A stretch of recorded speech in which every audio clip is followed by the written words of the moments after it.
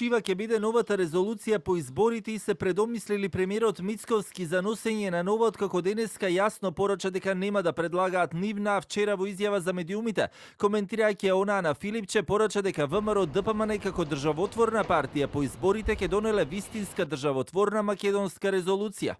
И ние како ВМРО ДПМН, како одговорна државотворна партија ќе направиме една вистинска резолуција, како подлога ќе искористиме оваа резолуција и преку собраниските комисии после завршувањето на локалните избори ќе формираме така наречена македонска резолуција. Не сум кажал нова резолуција, зборам за оваа нова резолуција, дека ќе дадеме коментар после изборите.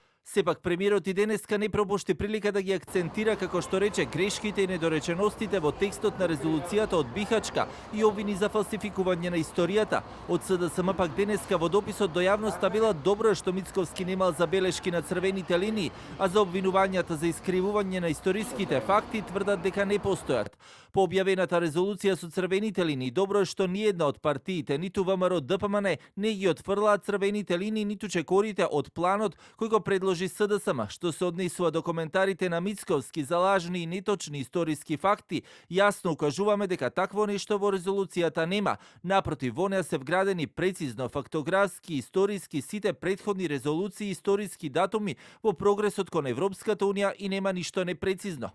Темата за новата резолуција вчера ја отвори претседателот на СДСМ Венко Филипче, кој веќе информираше дека очекува национален консензус и дека партиите подетално ќе бидат запознаени со резолуцијата по изборниот процес кога ќе ја достави во законодавниот дом и сите пратенички групи и пратеници. Иако дел од партиите посочи дека по изборите откако подетално ќе ја разгледаат ќе се изјаснат, сепак дел од ставовите оде и во настока на тоа дека во земјата досега се донеле премногу такви резолуции кои на крај се сведуваат само на парче хартија.